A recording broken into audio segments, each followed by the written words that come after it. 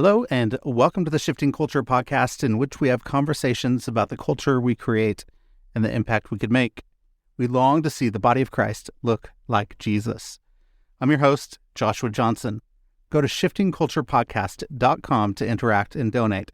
And don't forget to hit the follow button on your favorite podcast app to be notified when new episodes come out each Tuesday. And go leave a rating and review of the show. It's really easy. Just go to the app that you are on right now and hit the 5 stars. It really takes a second, and it helps us find new listeners, so thank you very much. Previous guests on the show have included Sharon Hottie Miller, Andrew Root, and Amy Sherman. You can go back, listen to those episodes and more, but today's guest is Sara Billups.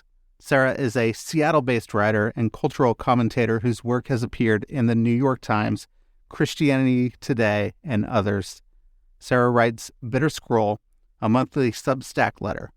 She is completing her Doctor of Ministry in the Sacred Art of Writing at the Peterson Center for the Christian Imagination at Western Theological Seminary.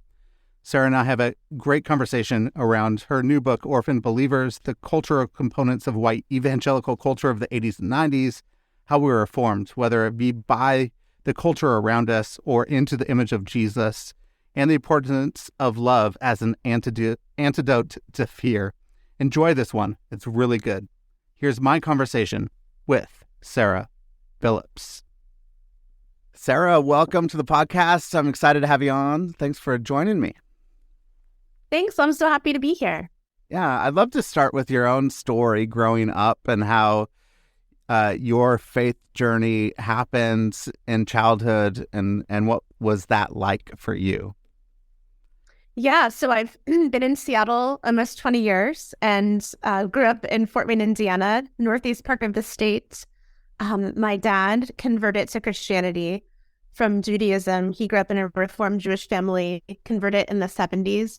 Pretty radically, was going to a Bible study on the book of Daniel, and at one point just, got up, and he talks about it very cinematically, but he says he literally leapt over the couch, ran to the parking lot, fell on his face on the concrete, and accepted Jesus, a very radical transformation, so much so that when my mom saw him, they weren't together at the time, 6 months later, she said he looked like a different person, that his face had literally changed.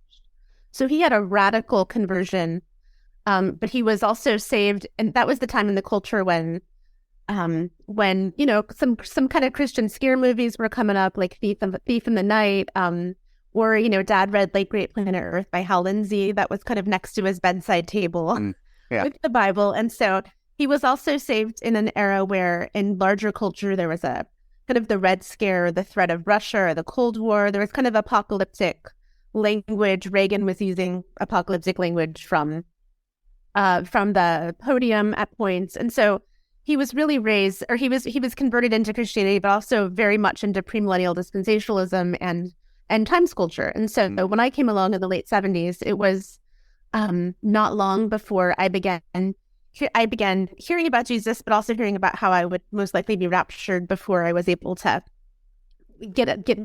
a career or be married or have kids or whatever. So there was a lot of fear that was instilled in my childhood, as well as a real faith. Those things both happened together. So walking through that time in the Midwest, it really wasn't until high school that I started to become interested in literature and kind of counterculture, and started listening to college rock and began to try to understand if there was a place for me in the church, if I felt a little outside of the church, and also how to grapple with the rapture and what that meant too. So those dynamics kind of came up as I got older.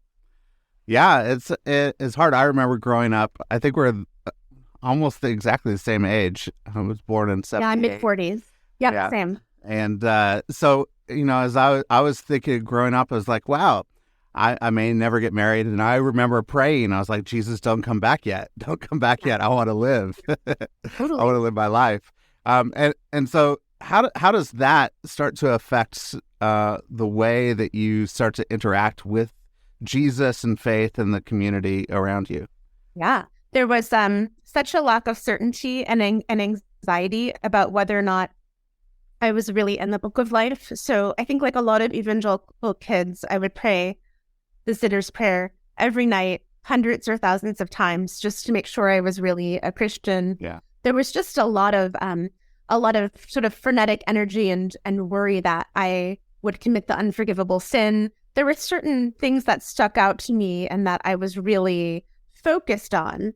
The other thing about my experience, I had some friends that grew up homeschooled or kind of outside of culture a little bit, but I certainly, our family was very, very much an American family. So my spiritual formation was certainly an American formation. Yeah. I mean that with culture wars and politics, but also like going to the mall. Like our life looked very identical to other families.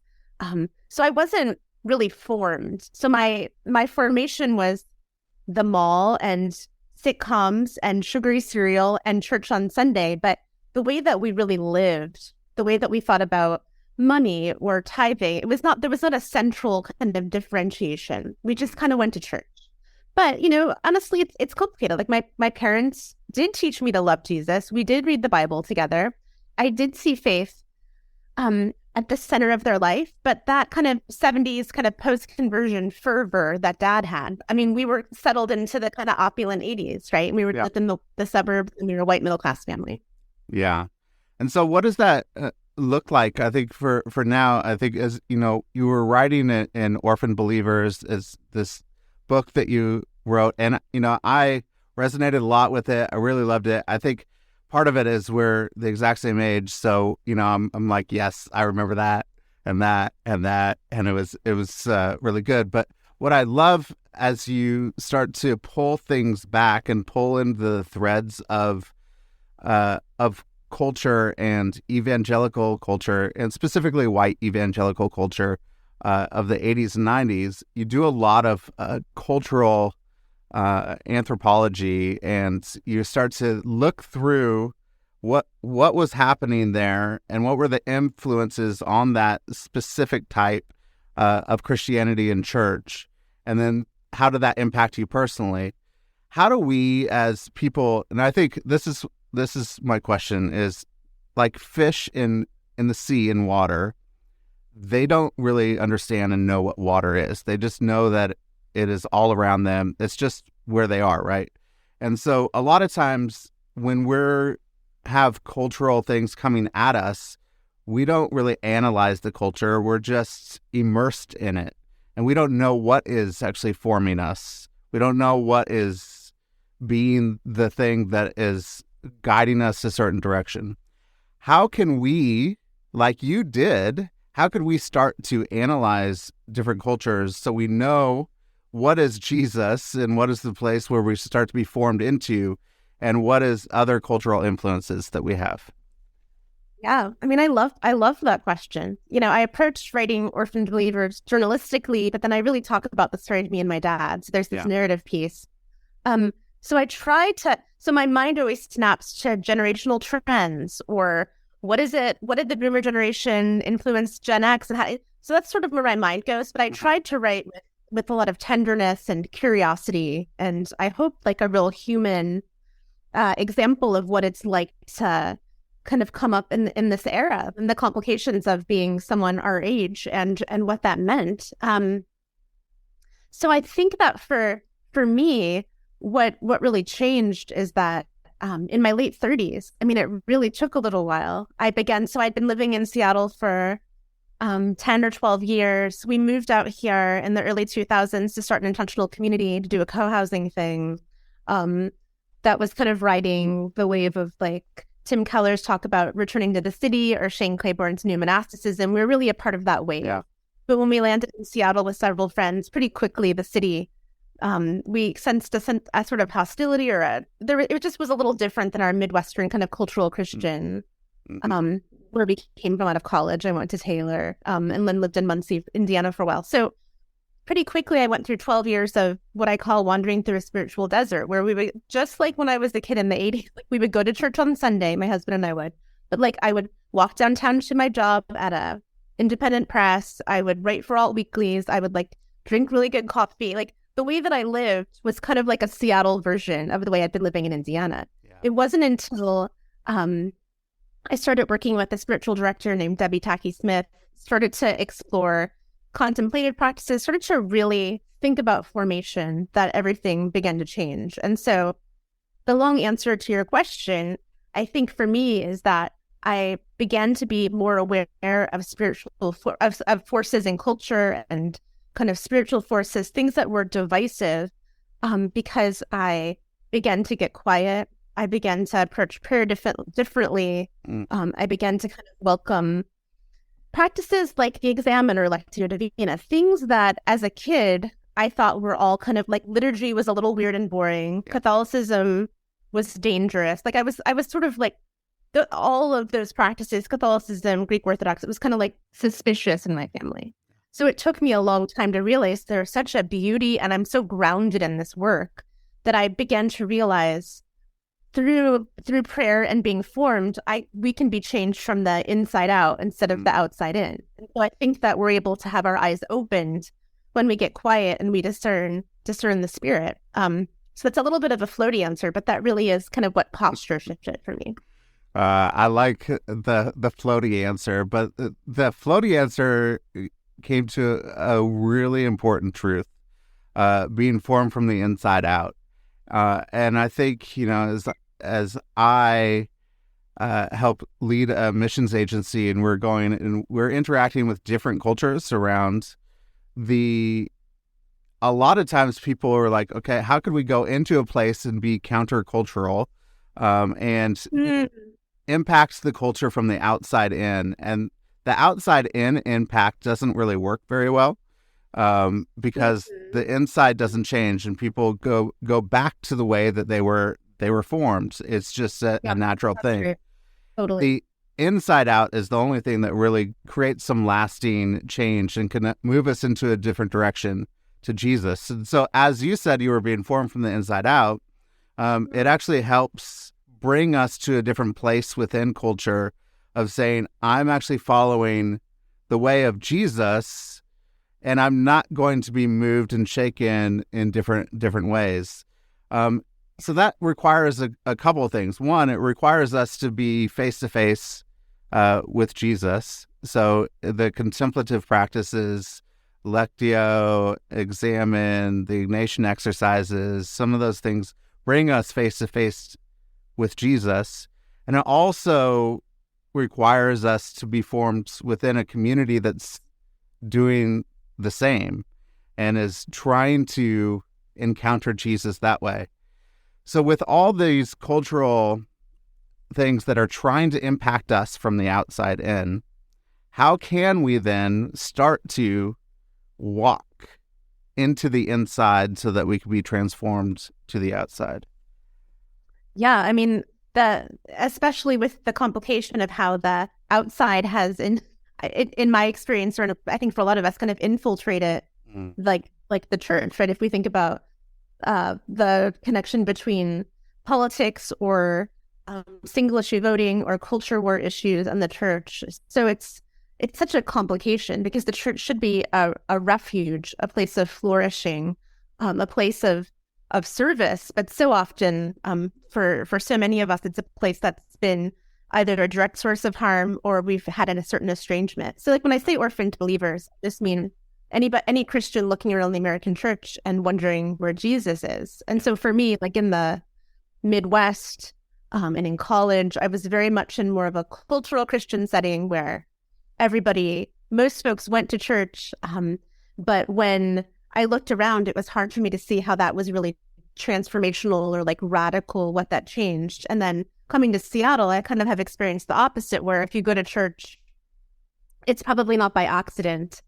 There's not any social capital to be gained, and it's actually really exhausting to explain to someone here what you're a Christian and what does that mean. Like, there's kind of like an assumption that's made about what a Christian, and specifically and like very much what an evangelical is like. Yeah. And so that's kind of exhausting to navigate.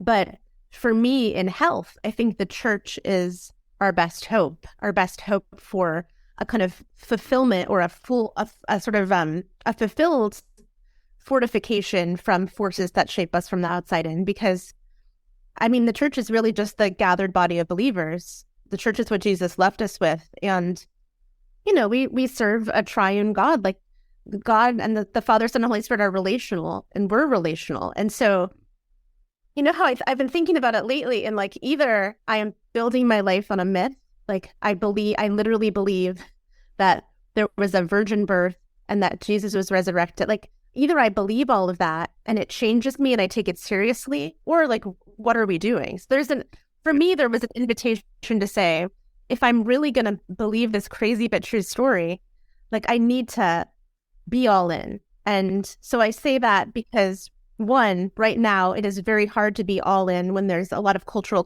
complications and different associations with Christianity, but also because that's usually when things get a little uncomfortable. Like I don't think that we're not talking about a prosperity gospel situation here. Like I think going quote unquote all in usually means entering the upside down kingdom of empathy that's built through trial, which has certainly been my experience. Yeah, that's important. And I think, a lot of times when we're thinking about this crazy American evangelical culture that, some of it is really beautiful. Some of it has been influenced from the politics, the moral majority, and a lot of things. And a lot of people didn't recognize it and really until the Trump presidency, and a lot of them didn't recognize it until the insurrection in January 6th of the Capitol. So how then? So I want to pull some of these threads that you walk through, and what I love what you do in your book is you pull in some cultural threads of like, this is the influence and this is what happens, and here's a way that we could walk in this, and then there are some things that we could take, some things we need to reject. But we could walk in a different way. So I'd love to figure out, how do we walk in a different way? But I want to know what it is. One of the things I want to do, let's start with Christian nationalism. Where did Christian nationalism come up from? What is it? How is it different from patriotism? And what does it look like? Yeah, I mean, that's such a good question, especially now, because I think that if you would ask somebody, so here's the thing, there are many folks in my family and direct circles that voted for Trump, like my parents, at least the first time did. I mean, that was certainly common, right? Yeah. Oh yeah. But no one I know would have been like at the insurrection. Like no one I know would have necessarily shown up in the Capitol on January 6th. Yeah. There's no one that I know that would have a couple of years ago said, I'm a Christian nationalist. That would have been a term to avoid. But now there've been a popular book that's been written. If you look on Twitter, the rhetoric has really changed. Almost like Christian nationalism, is that a good thing or a positive thing? And there's actually a pride of association for some folks. Yeah. So the term is kind of like the term deconstruction. Like the term is used in different ways and in different meanings. But when I talk about Christian nationalism, I specifically mean a conflation of God and country, like the belief that God has a special blessing for America, and that because of that, America will gain and will continue to keep dominance, right? And so, as opposed to patriotism, which is just love of country. Yeah. I'm a patriot. Like I love our country. There's a need for control and dominance, and specifically that manifests by kind of protecting the status quo, and typically, as we know, the demographics of America are changing with white folks being less dominant in culture. Like there's a fear and I think a real protectionism or a need to kind of claim our ground, which I think is very dangerous and totally anti-biblical. So for me, Christian nationalism is such a clear call for the church to stand like against the church being co-opted by any political party. So like for me, the point of Orphaned Believers is anybody from, if you identify as Republican or Democrat or neither, if you're progressive or conservative, that we can all agree that the transformational message of Jesus like spoke against the political co-option of the church. That's pushed against the Pharisees and Sadducees and zealots of the day in the Bible, right? Like Jesus did that. And I think that's our goal too, to be a place of welcome and change.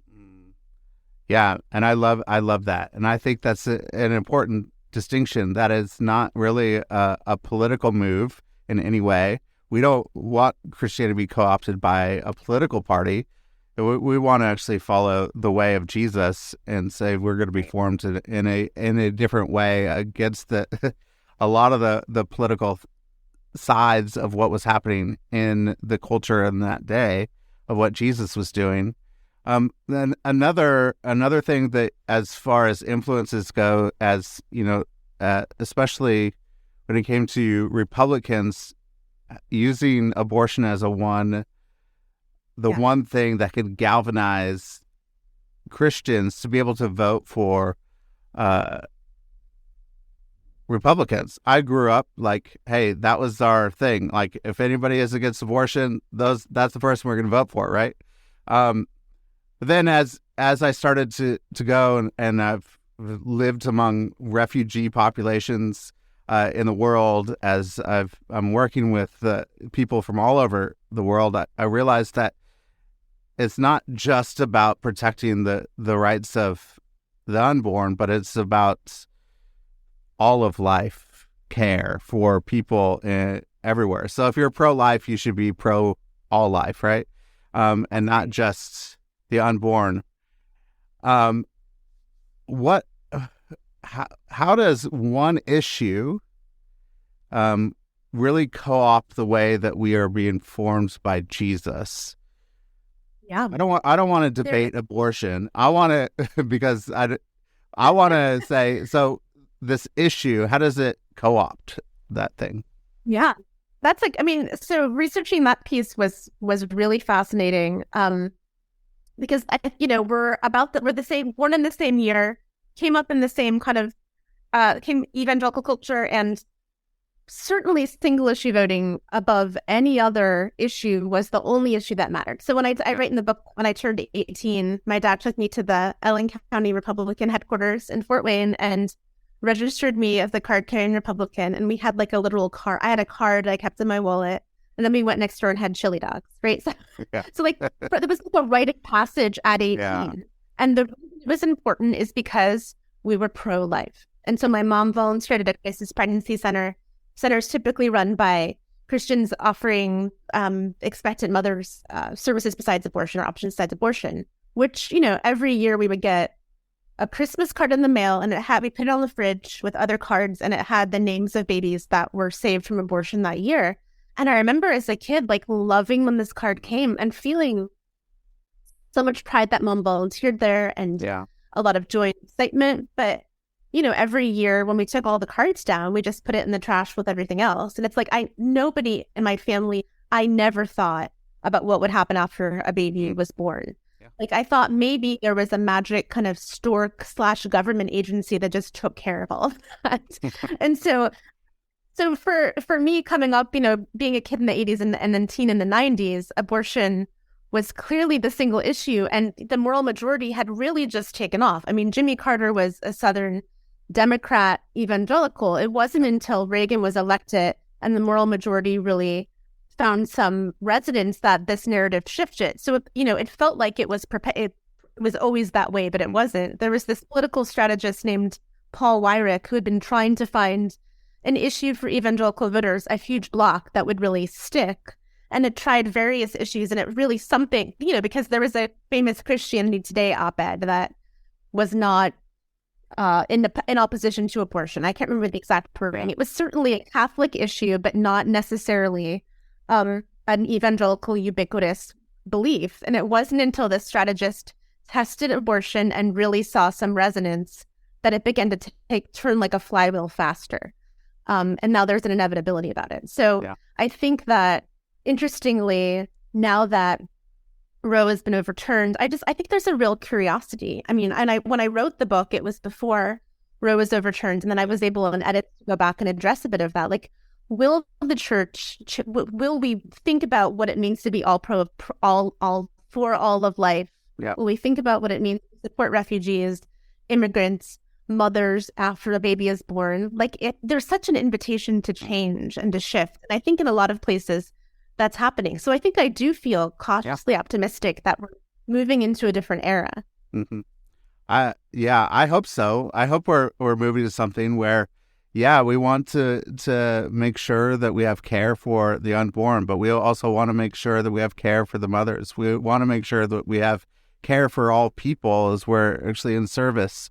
And a lot of things, I think, even, growing up, that I didn't think about it at that time just because it was the culture I was raised in, but thinking that we would be raptured quickly kind of meant that we didn't have to take care of this world. Jesus is on a mission to make all things new, and this world actually matters. And I want to join him in that, in like the redemption and reconciliation of the world, and to make all things new. But a lot of times, so where does this thing, how is it harmed, I think, people who follow Jesus and Christians to say that really the eternal is all that matters, and that this life, because it's just temporary, it doesn't matter as much? That's right.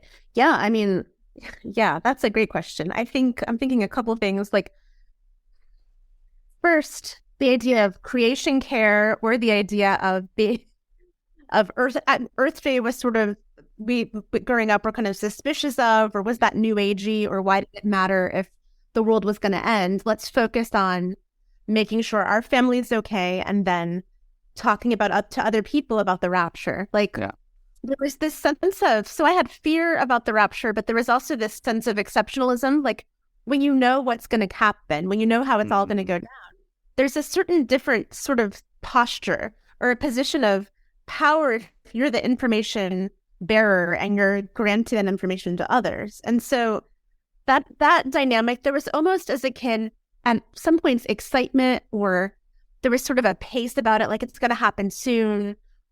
So I have this memory that I write in the book too, of being at this ice cream shop with a friend, and we were in high school. We were in the back booth. She had a banana split, and I talked to her like I felt like it was my duty to talk about how it was going to go down when the rapture came. And so we talked about the 7-year tribulation period and the 1,000-year. When we got to like the Battle of Gog and Magog, I remember her spoon being suspended in midair and her mouth was hanging open. So like through high school, I felt like it was my duty to talk about what was going to happen to the and about the rapture to friends that, this is a Lutheran friend or a Catholic friend, or other people in my family. Yeah.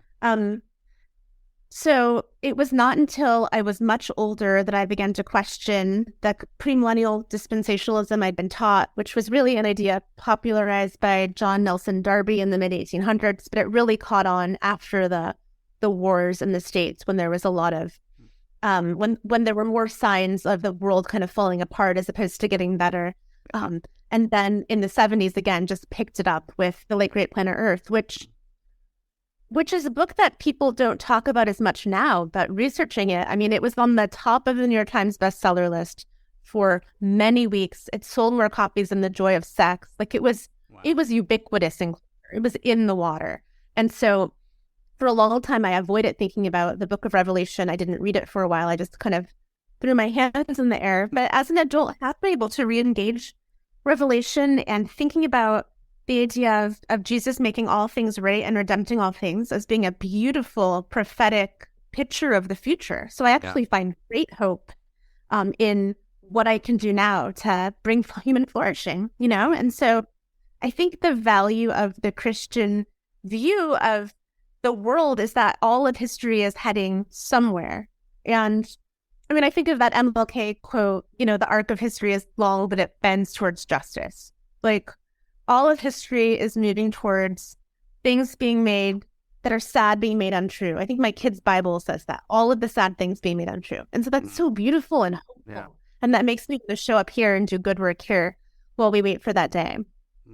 That is beautiful. I'd love to get into this space where, as you're seeing these exiles that have really been influenced by the dominant culture of evangelicalism and the fear, realizing that I don't know if the church is the place I want to be, but I haven't lost all my faith in Jesus. I want Jesus, but they're wandering around in the desert, like you're wandering for a while, how can they start to make their way back into a place where they could maybe have a community around them, start to be formed like Jesus, and find their way back home when they were disillusioned from all the culture that was happening?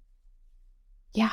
I mean, that's such a tender and real question. We've been at a church for the whole time we've been here that's been a healthy place for us. And yet there were churches growing up and other churches I went to that were difficult. So I've had a little bit of an experience, but I just, I'm not writing from a place of personal church hurt, but of real concern for the kind of macro level damage the church has done to the reputation of Jesus. I mean, again, I think the church is pure and will always remain because it's what Jesus left us with. So the church is simply the gathered body of believers. But it seems like folks have done a very fine job again and again over history, messing it up. Mm-hmm. And so, it's a really hard thing to talk about with nuance and well. But I think that if we have the gift of life being long, like there can be dry seasons. I remember hearing a Christian talk on NPR. It was a writer, and I can't remember. I mean, for the life of me, I've looked for like hours to find this interview. But in the interview, he said, and it was so candid. He said, I went through 10 years of not seeing God move in my life, and I heard this in my late 20s, and I thought, that's wild. Like, how could somebody go that long? But like after coming through a season like that myself, there is some strange comfort in knowing, like God's time is certainly different. That dry seasons or seasons of loss or grief or difficulty can certainly span time, but they're not forever. And that if we're pushing forward and have our eyes open to God, I think that that's a place to start. The other thing I would say is if people can't engage in a faith community right now, I think that when we're isolated, it only gets harder and we become more insular. And so even if that doesn't mean a traditional Sunday service, to talk to someone that you trust, like to communicate, to be in some kind of community, even if that is somebody that you would meet in a group that felt safe online. Again, it's not the same as in person, but some kind of accountability is so important. So those are some of the things that I would say. And then the other thought is, just if you can't pray right now, like just pray the word help. I mean, there have been several times in my life when I haven't known what to pray. So I've done one of two things. I've either read a psalm, which has been very comforting and I've read some liturgy or psalm, or I've prayed the word help. And every time that help has come through other people. So I just keep going back to community. Mm. Yeah, I was just interviewing Pete Gregg. He founded 24/7 Prayer, and he said this. He said that we don't have a problem with prayer. We have a problem with comfort. But when the exile comes and the suffering comes, right, people are going to pray, and it could just be the prayer of help, but we are going to go back and say something to God. And the one thing I really love about God is he's with us. Like, God is Emmanuel. He is with us. He's not some distant, far off God that, the scary God in the sky, which a lot of times we have a reputation of God just being the scary God in the sky. And for some reason in America, we're so fear-based that everything is a counter, so that because we're scared. Yeah, that reminds me of how, and it's so obvious that love is obviously a counterbalance to fear, an antidote to fear. Yeah. But it is so hard for many of us. I mean, I did a 2-year prayer practice just around prompts of the love of God or believing and receiving that I'm loved. I mean, just that foundational piece can take years to kind of get towards. Yeah. If you've come up in a similar space. So that just makes me think about how that foundational piece I certainly missed, or a lot of us missed, that we are actually intimately loved.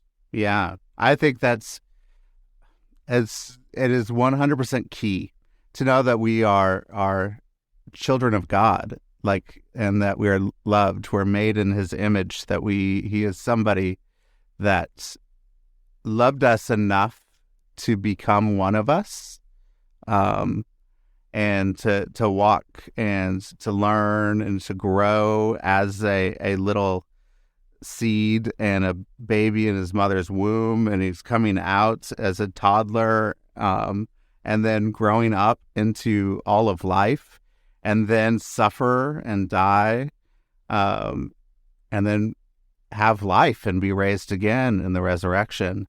But the God who actually becomes one of us because He loves us so much and wants to be with us. I can't imagine, as somebody who would create something, like you just created a book, you birthed it into the world, and I don't think you could ever, I don't think you could ever imagine wanting to be the book, like to actually go into the form of the book because you love it so much, because it was totally your baby. But we have a God that did that, Yeah, it's so wild. And then, I think for many of us, the pandemic has been a very difficult time. I don't know anyone that hasn't had some relationship sever or fracture or change because of politics, thoughts about the vaccine, the politics around COVID. There's just there's something that's impacted or touched or disconnected anyone I can think of that I know in my life, and including myself. And I think that last year, especially around this time, for many reasons, was an incredibly difficult season. But for the first time through trial and grief, I was able to experience a God being near in a way that I hadn't before in my life. And it's hard to explain. And I don't know. I think that there's some terminology for this within Catholicism. Kate Bowler, the writer on her podcast, Everything Happens, has talked about this a few times. When she had her cancer diagnosis, stage 4 terminal colon cancer, she experienced God being near in this intense way. Or like when my mother-in-law had a quadruple bypass surgery, she talked about being under God's wings, so much so that she didn't want to get better because it was supposed to be. And to me, hearing that years ago, I thought, that's crazy. Like, who would not want to get better from having heart surgery? Like, I didn't get it. Yeah. And so last year, in this small way, I did. And so did my husband, Drew. We were both driving across I-5 right on the bridge by the city.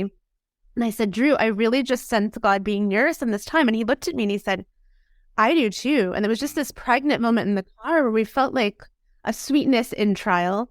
And so that's just pure love and goodness. That's just enough to go on for a while. So I'm kind of getting off course, but just thinking of ways that we can see God's love show up in our real life in surprising ways in difficult seasons.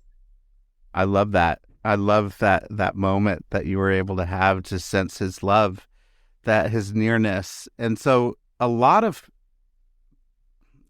exiles that we're talking about that have said, I've been formed by this culture of fear through a lot of different things, are yearning to find God's love. How can we help people in this space to find the love of God in the everyday? Yeah, I think that my mind is going back to spiritual formation for a few reasons. I write, we've talked a little bit about the rapture and end times culture, which was based in this fear of the world ending. But I think formation is this anecdote that grounds us in love and lets us not be afraid to move into the world, to be into the world as witnesses and to experience Christ in other people, in other places, to have empathy grow and build. And then with the culture war stuff, thinking about single issue voting or politics, I think that it's so easy to make a straw man or to kind of make an enemy of someone that's different than us. But I think that formation opens us up to kind of nuance or grounds us in the fact that we're all made in God's image, And then I also in the book talk about consumerism, or, we talked a little bit about being formed by the market and the kind of pressure to buy, or maybe we're like one purchase or hashtag away from like a best life ever kind of moment. But I think that like we're so easily swept away by cultural forces if we're not grounded, again, spiritually, again, formed by the inside out. And there's this real invitation to sort of zoom out and take a minute. And so practically, I mean, that may just mean carving out a morning and maybe doing a spiritual retreat or some kind of guided prayer work, or maybe it just means a walk. I mean, I went on a weekend-long retreat for the first time about 5 years ago. It was silent, and it was completely transformational. I mean, I think it may just mean carving out some time to really reflect and kind of zoom out, kind of get to the balcony a little bit in our life. Yeah, formation is really important, because if you're not being formed into the image and likeness of Jesus, and if he's not forming you, you're going to be formed by other things. You're going to be formed by, the forces of culture. You're going to, whatever. If you're not intentional about it, you're going to be formed into something else. Even though you're not even trying to be, you're going to be formed. And so I think that, carving time, being intentional, taking those steps to do that. A lot of people, I think, for me, I am I'm stubborn. I get it from, my family, or we're a little stubborn, but I wouldn't take it from somebody saying, "Hey, Joshua, you need to be formed. You need some spiritual formation in your life." So how can we help?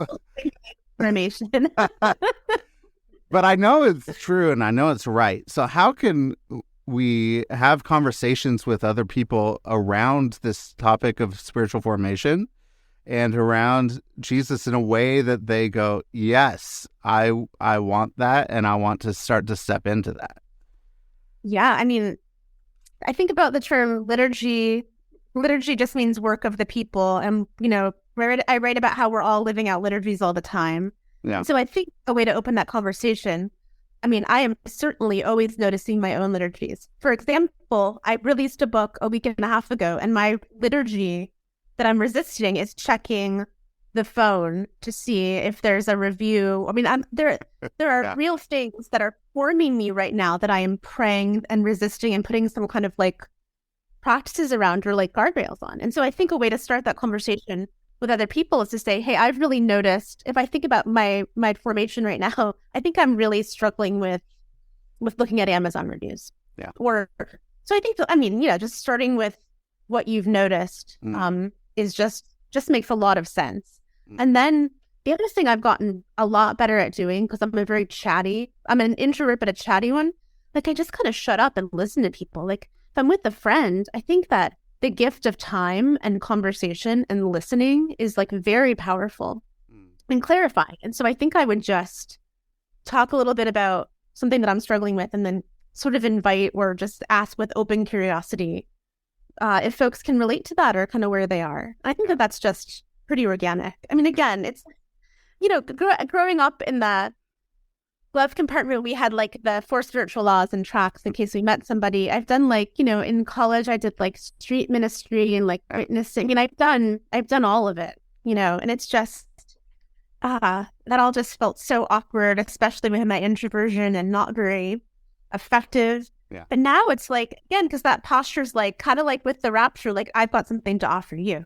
I mean, all you're going to get here, or for many of us, is we're just broken people doing our best. And we just want to love each other well and love Jesus well. And that's really all there is. It's such quiet work. It's not like sexy. Like my dad had that big change in this, that sometimes there are radical changes. I believe that God heals people. I believe there are big moves of the Spirit. But usually in the ordinary heart of life, God just moves in small ways that are almost imperceptible. And so that's just why I've been trying to listen more and keep my eyes open. That's beautiful. Yeah. If you could go back to your 21-year-old self, what advice would you give? That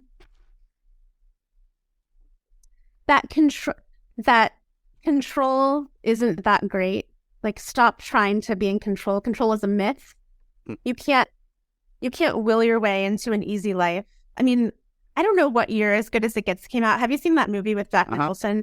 Oh, So I love it. I love it. I haven't seen it in a minute, but there's this scene where he's driving to Baltimore with Helen Hunt and Greg Kinnear, and they're all kind of broken in different ways. And Jack Nicholson said something like, a lot of people or some people have beautiful lives. They go on picnics. Some people's lives are like picnics where they eat noodle salad.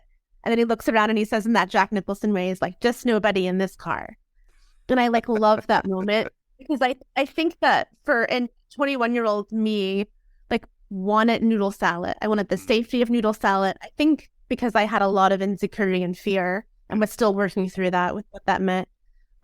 I would have wanted the long straw to draw the easy way. But that is a position of privilege, a position of middle class kind of optimism. There's a lot of problems with that and in very big ways. It was a very American perspective. But beyond that, I now see again and again how through grief or trial, just empathy and connection, like the real good, sweet stuff of life, becoming more like Jesus, that doesn't happen through like noodle salad reality. So I would have told myself, don't try to control it. You can't anyways. Control isn't that great. And you can't pick like the long straw, you know? So just put that aside and actually open your hands and trust that if Jesus is real and good, that you're going to be put on a good path. And that path needs to be about serving other people and not worrying so much about yourself. Good advice. That was great advice. Anything you've been reading or watching you could recommend? Yeah. Well, I just happen to have a book right here. My friend Jenny Booth Potter just wrote Doing Nothing is No Longer an Option, and it talks about her own work coming up in Chicago around anti-racism and just like what it was like growing up in an evangelical church and going to an evangelical college and kind of re-examining some ways that she's approached race. And it's just beautiful and challenging. I thought I would blow through it in a weekend, but I've been reading parts out loud to my husband. It's really made me think. So I very much appreciated that. So that's been really, really great. What I've been watching, so two things. One, super into like all things British here. So we love All Preachers Great and Small, the James Herriot series, and it's on Masterpiece. It just makes us have good dreams. We just love it. And then we've started The Chosen season 3.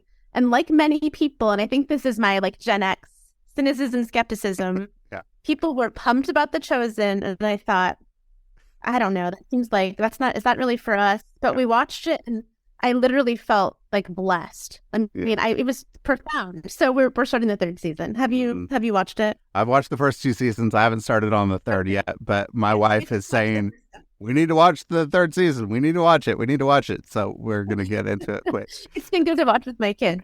Yeah, it's so good. It's really good. How could people connect with you? And yeah, you got a new book out, Orphaned Believers. You can go out and get that. Yeah. And how else can they connect with you? You know, the main places I hang out online are on Substack. I write a newsletter called Bitter Scroll, and then I'm on Instagram at Sara.Billups. Perfect. That's great. Anything else? What would you love to leave the listeners with today? Well, I think that I would say to folks, if you're in a situation kind of like mine where you live in a city or in a more progressive space, if you can, just talk to people in your life that don't identify as Christians and be honest about how you're compelled by Jesus. Because I think when we talk in that way, people will know and understand that not all Christians are aligned with this like checklist of ideologies or social and political issues. It brings nuance. And so I think that it brings a truer picture of Christianity. So I'd say, one, talk about it if you can to other folks. And two, seek other people. It can be hard or triggering, but like don't give up. Talk to other people you trust about your faith and just resist isolation. Well, Sara, this has been a great time with you. I've really loved the conversation as we've talking about the different aspects of the culture, evangelical culture that we have been raised in that have brought about really fear. And I could probably pull on everything that you pulled in, and it could relate to fear itself. And then how then can we counter some of that, and so that we could be formed into likeness of Jesus, that we could actually experience the love of God in the midst of things, and how can we, be faithful people, can walk in that every day and in the small things, to be open to what it means to follow Jesus, to be formed in community. And so thank you for this conversation. It was fantastic. As you were talking, I just thought of Psalm, I think 18:19. He brought me into a spacious place. He rescued me because he delighted in me. That just brings me hope of that real love. So This has been so much fun. Thank you for having me. Yeah, thanks.